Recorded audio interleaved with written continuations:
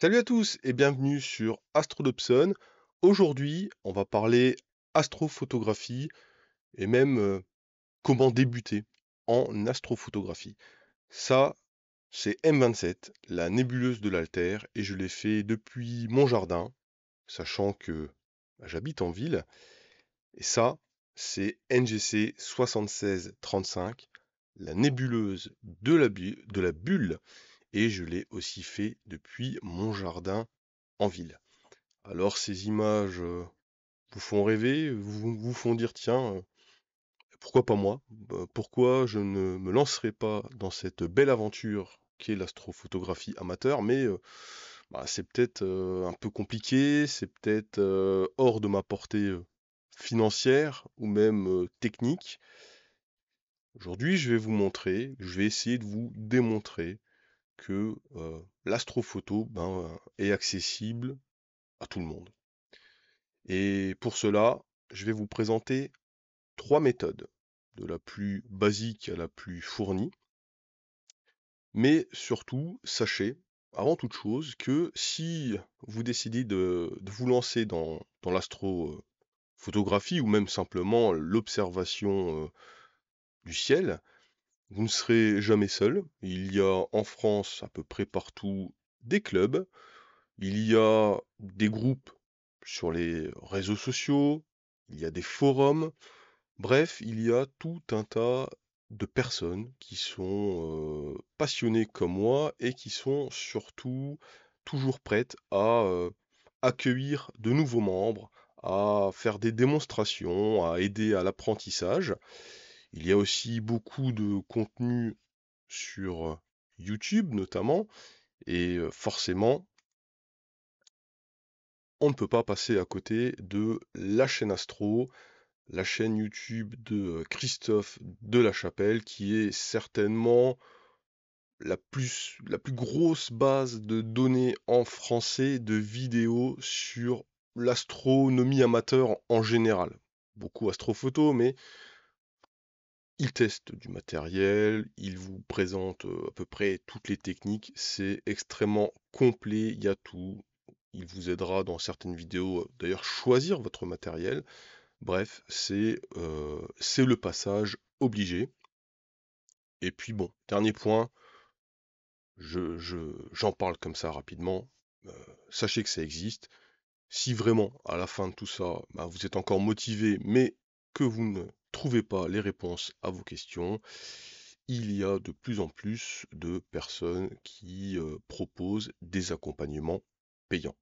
Ça existe, je ne citerai personne en particulier, ça se trouve assez facilement sur Google.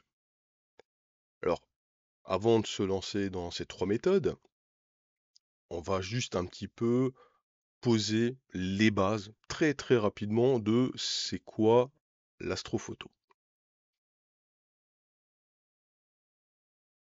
L'astrophoto, ça consiste à positionner un imageur. Cet imageur peut être un appareil photo réflexe avec un objectif, ou même les bridges maintenant. Ça peut être un télescope ou une lunette avec un appareil photo, un smartphone, une caméra dédiée, et ça peut aussi être tout simplement votre smartphone. Quand on fait une photo, et notamment de nuit, on se rend vite compte que sur chaque photo, on voit pas grand-chose. On a très peu de signal, c'est normal, il y a peu de lumière.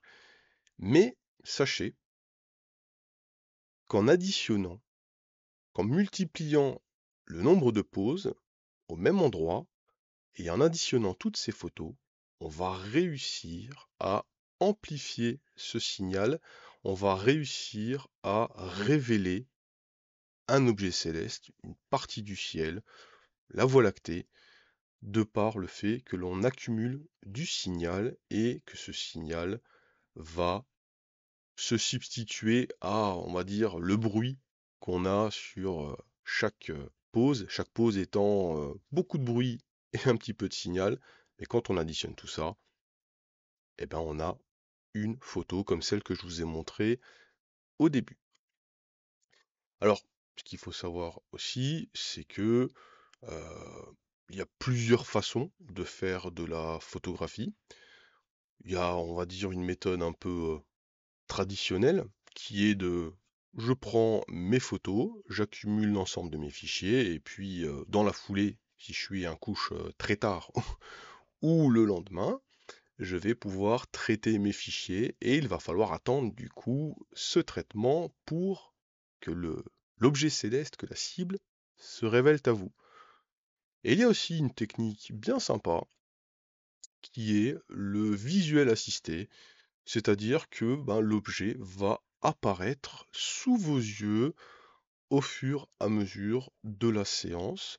Là, on a par exemple une photo unitaire, donc on est sur ce que je vois en direct quand je pointe mon télescope avec ma caméra sur M27, donc on est revenu sur la nébuleuse de l'Altaire.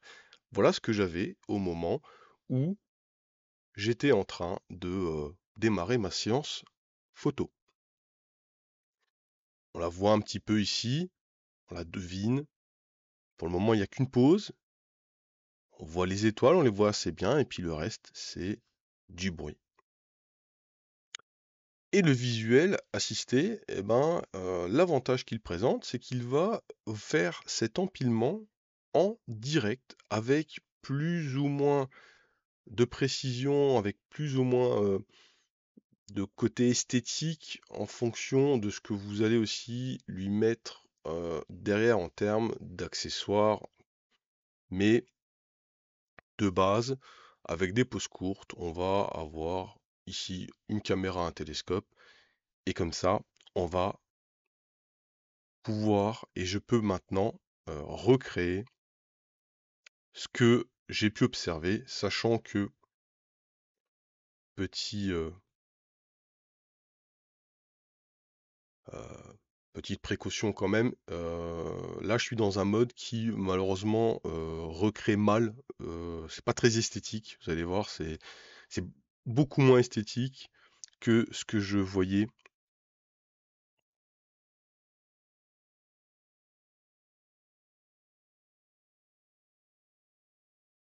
Ah bah oui, si je le mets pas en route, voilà. Donc on est en route. Et là, ça simule un petit peu ce que j'ai pu observer au moment où j'ai fait ma session. Les photos commencent à s'empiler. La nébuleuse va tout doucement commencer à apparaître. On voit ici donc l'histogramme de mon signal, et je peux jouer sur des curseurs sachant que plus la quantité de photos va être importante et plus la qualité de l'image ici le sera aussi. Donc ça, c'est ce qu'on appelle du live stacking, du visuel assisté. Donc on est en direct live, c'est super sympa par exemple quand on veut faire une séance avec des amis ou faire découvrir ça à d'autres personnes, puisque on a ce côté apparition en direct de l'image.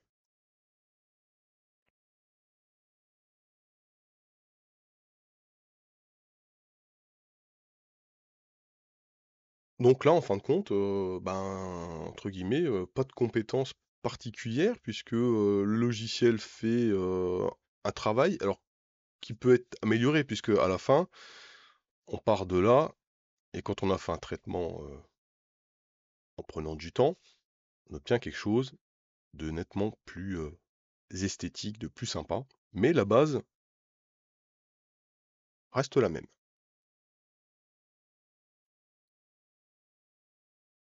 Et ben maintenant, je vais pouvoir vous présenter la première méthode pour faire de l'astrophotographie, celle qui est vraiment accessible à tous parce que vous disposez de l'outil qui permet de le faire, c'est le smartphone.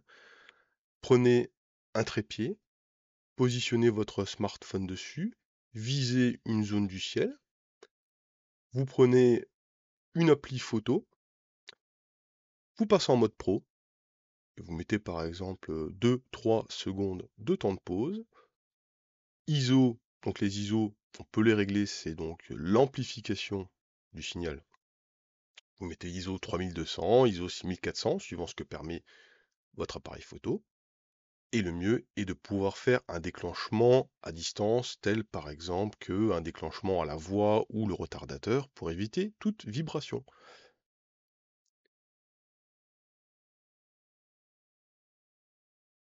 Et en faisant ça, on va réussir à faire des photos du ciel, notamment de la Voie lactée, mais pas que. Voici par exemple une pause unique faite pendant la soirée, la fameuse soirée où les aurores boréales étaient particulièrement visibles en France. Ben, ceci, en fait, est une pause unique. Et si nous avions multiplié les pauses et puis créé une petite vidéo à partir de ces différentes images, on aurait pu voir un mouvement, on aurait pu voir l'aurore boréale se mettre en animation. Là, je suis sur un groupe Facebook qui s'appelle Astrophotographie au smartphone. Donc voilà, un groupe potentiellement où vous allez pouvoir trouver de l'aide sur le choix du téléphone. Donc si vous changez votre téléphone, profitez-en peut-être pour en prendre un où le capteur photo sera en adéquation avec cette volonté de faire de l'astrophotographie. Vous allez pouvoir trouver des personnes qui vont vous aiguiller, vous appuyer dans votre progression sur la photo avec un smartphone. Vous pouvez aussi faire des time-lapse, c'est-à-dire plein de photos du ciel et après en faisant une vidéo, eh ben, on voit les étoiles qui bougent. On peut voir des étoiles filantes apparaître. Bon, on peut aussi voir des satellites, mais on peut voir des étoiles filantes. Et d'ailleurs, sur la chaîne Astro, Christophe a fait quelques vidéos sur la création des timelapses et tout ce qu'on peut faire comme ça en faisant de la photo au trépied fixe sans suivi. Une vidéo encore sacrément sympa. Ça, c'est la première méthode pour faire de l'astrophoto. La deuxième méthode, si vous n'avez pas de compétences particulières en astronomie, si vous ne connaissez pas le ciel, eh ben, on peut envisager ce qu'on appelle les télescopes intelligents. Alors les télescopes intelligents, ça commence avec le Seastar. Alors ça commence en termes de prix, puisque historiquement, les premiers arrivés sur le marché, c'était Vaonis, avec notamment le Vespera, et puis Unistellar, sauf que depuis quelques semaines, voire mois, des outsiders arrivent sur le marché en proposant des formats qui sont nettement moins chers et avec des possibilités quand même assez incroyables d'ailleurs. Donc c'est en gros ces télescopes-là, euh, alors télescope c'est un bien grand mot, hein, euh, vous les posez au sol et une application sur votre téléphone va vous guider dans toutes les étapes jusqu'à arriver sur la cible et vous allez avoir sur votre téléphone l'image de votre cible qui va s'afficher, qui va commencer à apparaître au fil du temps que vous allez passer dessus. Donc c'est aussi hyper sympa pour faire de l'astro à plusieurs, hein. On prend une tablette à la place du téléphone pour avoir un grand écran, ou alors si on arrive à envoyer l'image du téléphone sur un écran, encore mieux. Et du coup, ces télescopes-là, smart télescopes, ne demandent pas forcément de compétences particulières. Encore une fois, sur Facebook, il y a un groupe dédié, le Sistar francophone, qui est très actif, avec des personnes qui maîtrisent vraiment cette famille d'appareils. Bon, j'en ai pas, cependant, j'ai eu l'opportunité de récupérer des fichiers bruts, puisque une fois que le Sistar, donc, vous avez terminé votre séance sur l'objet, que vous avez terminé votre soirée, ce qui est génial, c'est que vous allez récupérer vos fichiers et vous allez pouvoir les travailler. Et donc, quelques exemples de ce que l'on peut obtenir. La nébuleuse de la bulle, donc celle que je vous ai montrée au tout début, on voit qu'on a un champ qui est beaucoup plus important. Alors on est au format téléphone par contre, hein, sur le Sistar, donc on a ce genre de photo en mode portrait. Donc la nébuleuse de la bulle, la nébuleuse de la Rosette, et puis normalement, ça c'est l'un de mes objets préférés, donc la nébuleuse 6995 dans la constellation du Cygne. Et vous pouvez aussi faire des mosaïques, c'est-à-dire que, par exemple, ça, on est sur la galaxie d'Andromède, c'est une galaxie qui ne rentre pas sur une seule image, et la personne qui a fait cette acquisition a donc pris 4 images séparées, et ensuite, on a pu les rassembler pour ne former plus qu'une seule image, et là, on a quelque chose d'absolument magnifique. Le petit Sistar. Alors le petit Sistar, rien à redire, il est vraiment au top. Le Dwarf, je le connais pas plus que ça. Je me suis inscrit sur un groupe il y a pas longtemps pour voir un petit peu justement ce qu'il a à nous donner. Alors le Dwarf 3 n'est pas encore sorti ou est sur le point de sortir.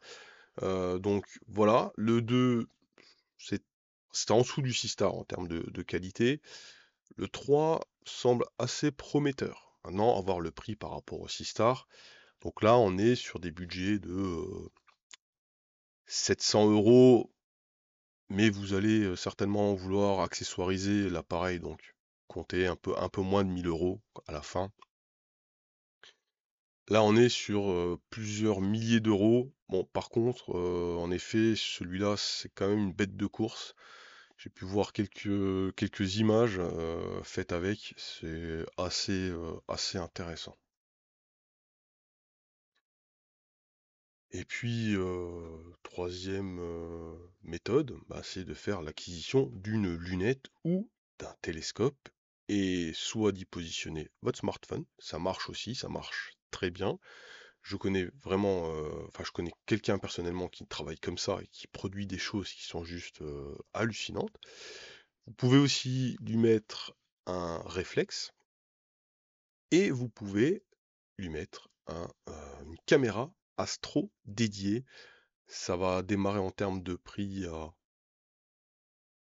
Alors faut compter 500 à 1000 € pour une caméra et le télescope, va falloir compter plus de 1000 €. Donc si vous vous lancez là-dedans, dites-vous que vous êtes parti sur facilement 2 à 3000 €. Ça, c'est mon télescope, donc c'est un Skywatcher Dobson, FlexTube et GoTo. GoTo parce que il va aller chercher tout seul les objets du ciel profond, se positionner dessus et les suivre.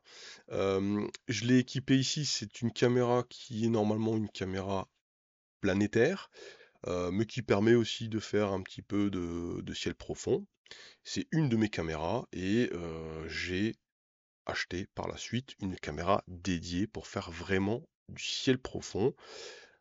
Encore une fois, si vous cherchez à savoir pourquoi on parle de caméra planétaire, caméra ciel profond, Christophe de la chaîne Astro a fait 2 ou 3 épisodes, alors très très pointus sur le sujet. C'est à la fin, vous saurez tout sur ce sujet.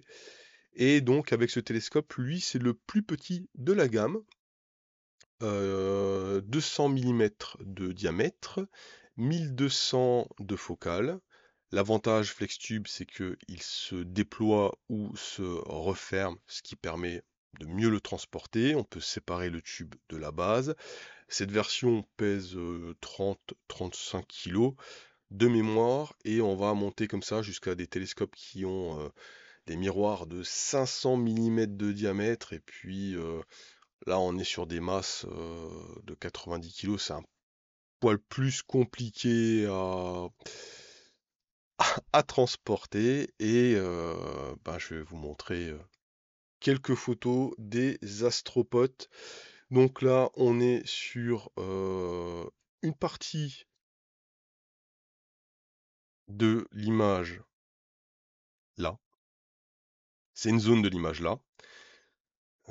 Bah, le télescope ayant une focale plus grande, il va avoir un champ qui va se réduire. Donc là, on est sur une capture faite par l'ami Laurent, avec le modèle juste au-dessus du mien. Donc Laurent qui a en astrophoto, si je dis pas de bêtises, moins d'un an d'expérience. Alors après, je sais pas en termes de connaissance de l'astronomie en général, mais en astrophoto, il débute. Le traitement, c'est moi qui l'ai fait, pour le coup, mais il l'avait fait aussi, et c'était très bien. Euh, Là, on est sur la nébuleuse du Croissant. 3 heures d'exposition faite par l'astropote Frédéric, avec, alors c'est un, si je dis pas de bêtises, c'est un 305 de diamètre, son tube, et son miroir du coup. Euh, Il y a 3 heures de pause, très belle photo, un vrai exploit. D'ailleurs, j'ai fait une vidéo là-dessus parce que sur cette photo, il a fait un petit exploit. Là, on est sur la nébuleuse de la trompe d'éléphant, donc faite par l'ami Florent, qui lui a travaillé avec un appareil photo. Donc c'est un appareil photo défiltré, donc modifié pour l'astrophoto, plus un filtre qui permet d'améliorer le contraste des nébuleuses, et le traitement a été fait par mes soins. Donc voilà. Là, on est sur de l'appareil photo, donc on peut aussi avoir un appareil photo, on peut aussi le faire modifier. Il y a des gens qui vous proposent cette prestation ou qui vendent carrément déjà des appareils photo défiltrés. Donc on les modifie pour faire de la photo astro. Pour le coup, la modification la plus extrême les rend incompatibles de photos en plein jour. Généralement, quand on en vient là, c'est que on veut l'appareil photo spécialement pour juste faire ça. Donc on peut le modifier pour encore améliorer. Et puis là, donc, nous avons la nébuleuse Helix ou l'œil de Dieu. C'est une image réalisée par l'astropote Dimitri. Alors Dimitri, il a, lui, moins d'un an d'expérience. Et il progresse très vite. Il progresse très vite, il fait des super trucs. C'est un fou. Il fait vraiment des trucs incroyables.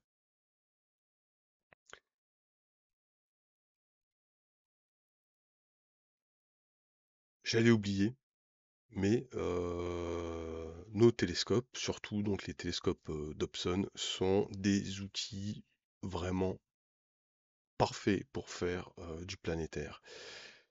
Capture de Saturne de l'astropote Frédéric, vraiment très belle image. Donc si vous aimez le planétaire, si vous voulez un télescope qui soit polyvalent, planétaire et puis ciel profond, euh, vous pouvez choisir un Dobson. Là, on voit que ça fait les deux. Et enfin, vous êtes bricoleur, vous avez envie de fabriquer vous-même votre monture. Ça, c'est un projet open source, donc c'est un projet mis à la disposition gratuitement de tout le monde, avec un projet qui est très fourni. Il a son Discord, il a son site internet, tout. J'ai fait pour ma part 5 ou 6 vidéos pas à pas qui expliquent comment le fabriquer. C'est ce qu'on appelle une monture de type fer à cheval, c'est-à-dire qu'elle va vous permettre de suivre réellement le mouvement du ciel, et pour le coup de faire des expositions longues qui dépassent la minute, voire même beaucoup plus, puisqu'on a réussi à faire une pause de 10 minutes avec. Et dessus, je vais positionner un appareil photo ou une caméra dédiée astro avec un objectif. Donc il y a aussi des projets pour ceux qui aiment bien bricoler, pour le coup ceux qui sont même tendance un peu geek, vous pouvez parfaitement vous fabriquer vos propres montures. L'économie est quand même assez intéressante. Et le petit frère, donc ça c'est une conception entièrement de ma part, de la partie mécanique jusqu'à la partie alors firmware, puisque le logiciel qui est embarqué sur la monture a été écrit par mes soins, ce qui me permet d'utiliser les logiciels de pilotage sur mon ordinateur. Voilà. On finit là où on a commencé. Donc l'astrophoto, ben, en 2024, l'astrophoto, elle est accessible au plus grand nombre. C'est vraiment sympa. Que vous soyez jeune, âgé, que vous soyez dans une volonté de faire un passe-temps vraiment ponctuel, comme ça de temps en temps, ou de vous y mettre de manière un peu plus intensive, que vous ayez des objectifs vraiment très ambitieux en termes de projet astrophoto ou simplement la volonté de capturer comme ça, de faire du petit live stacking et de voir des petits objets comme ça se former sur votre écran en direct, bah, il y en a pour tous les goûts, il y en a pour toutes les bourses et vraiment c'est plus euh, réservé à une élite. Si on peut dire que ça a eu été réservé à une élite, ça je sais pas. Mais aujourd'hui, n'importe qui peut démarrer, même les plus jeunes, et surtout les réseaux sociaux, les forums, les clubs, toute une communauté qui sera ravie de vous accueillir, de vous aider à partager cette grande passion. Euh, J'espère que cette vidéo vous aura peut-être donné l'envie. Et puis, j'espère vous revoir sur ma chaîne YouTube où je présente tout un tas de techniques, de mise en œuvre, euh, que ce soit pour la partie matérielle ou la partie software. Et contrairement à Christophe et la chaîne Astro, moi je suis plutôt sur tout ce qui est monture alt azimutale et Dobson en particulier. Ça, c'est encore un petit détail, le choix de la monture, c'est un autre sujet, c'est un autre débat. Ce sera peut-être une autre vidéo. Je vous remercie d'avoir regardé jusqu'au bout et puis je vous dis peut-être à très vite.